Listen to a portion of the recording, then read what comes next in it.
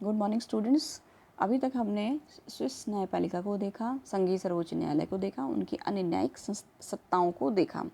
इनको देखने के बाद हमने इनकी संरचनाओं, इनकी गठन को, इनके अधिकार क्षेत्र को देख लिया। हमने सर्वोच्च न्यायालय के साथ इनकी तुलना करके देख लिया। अब हम कुछ इंपॉर्टेंट क्वेश्चन जो परीक्षा के दृष्टिकोण से महत्वपूर्ण हैं उनको देखने की का प्रयास करते हैं। यह दो प्रकार के प्रश्न हैं, अति लघु उत्तरीय प्रश्न तथा बहुविकल्पीय प्रश्न। अति लघु उत्तरीय प्रश्नों में हम पहला प्रश्न देखते हैं, संघीय सर्वोच्च न्यायालय के न्यायाधीशों की संख्या किसके द्वारा निश्चित की जाती है? या संघीय संसद के द्वारा निश्चित की जाती है।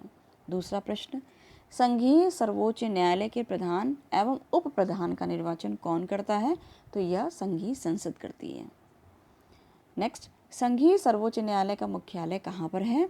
तो यह वॉट कैंटन की राजधानी लॉसेन नगर में स्थित है। नेक्स्ट, किन्हीं दो विवादों का उल्लेख करो जिनकी सुनवाई संघीय सर्वोच्च न्यायालय में की जाती है। तो पहला विवाद संघीय कानून से संबंधित विवाद, दूसरा सार्वजनिक अंतर्राष्ट्रीय कानून से संबंधित विवाद।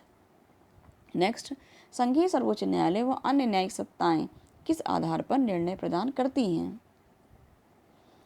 ये सभी अपने निर्णय संघीय कानून और अंतर्राष्ट्रीय कानून के आधार पर देती हैं। नेक्स्ट, संघीय सर्वोच्च न्यायालय की क्षेत्राधिकार पर क्या प्रतिबंध है?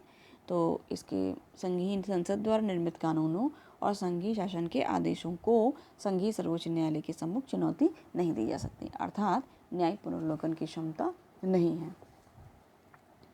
इसके अतिरिक्त हम 7th क्वेश्चन को देखते हैं। स्विट्जरलैंड में न्यायिक पुनर्विलोकन न होने को संविधान निर्माताओं की विफलता और संवैधानिक त्रुटि किसने बताया? ये डाइसी ने कहा। डाइसी ने कहा कि एक तरीके से ये कमी है वहाँ पर, क्योंकि न्यायपालिका एक ऐसी व्यवस्था होती है जो न्याय प्रदान करती है, और न्यायिक पुनर्विलोकन वो एक ऐसी पावर होती है जहाँ पर प्रॉब्लम जब आती है, संवैधानिक कोई त्रुटि हो जाती है या कोई समस्या ऐसी होती है जहाँ पर अन्याय की बात होती है, तो वहाँ पर न्यायिक पुनर्विलोकन द्वारा हस्तक्षेप न्यायपालिका करती है। नेक्स्ट, संघीय सर्वोच्च न्यायालय को संघीय क्षेत्र में न्यायिक पुनर्विलोकन की शक्ति क्यों प्राप्त नहीं है? इसका कारण यह है कि स्विट्जरलैंड के लोग जनता की इच्छा के पालन को अर्थात लोकतंत्र को संविधान के में उच्च स्थान रखते हैं। अब बहुविकल्पी प्रश्नों को देखते हैं। स्विस लोगों की दृष्टि में संवैधानिक कानूनों का न्यायिक पुनर्विलोकन लोकतंत्र के सिद्धांत का उल्लंघन है, ये हैंस हुबर ने कहा। सेकंड, संघीय सर्वोच्च न्यायालय के न्यायाधीशों का निर्वाचन संघीय संसद द्वारा किया जाता है।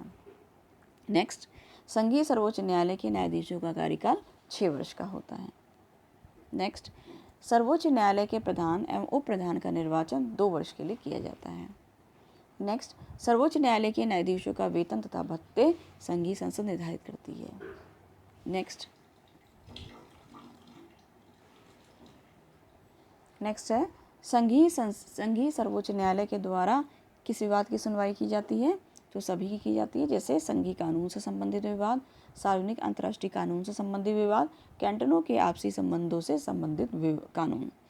नेक्स्ट, इसमें से कौन सा वक्तव्य सही है, कौन सा गलत है, ये देखना है हमको।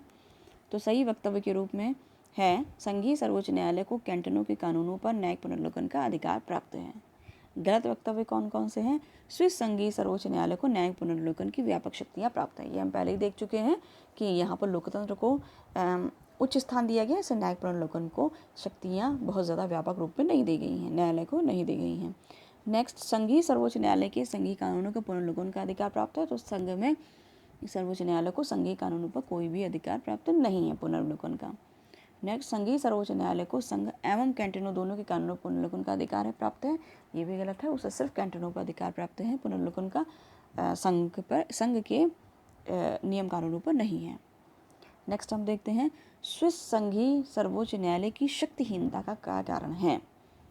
इसकी शक्तिहीनता का निम्न कारण है, प्रत्यक्ष प्रजातंत्र तथा जनप्रभुता की धारणा में यहाँ के लोगों का बहुत गहरा विश्वास है। फिर न्यायाधीशों का अल्प कार्यकाल होता है।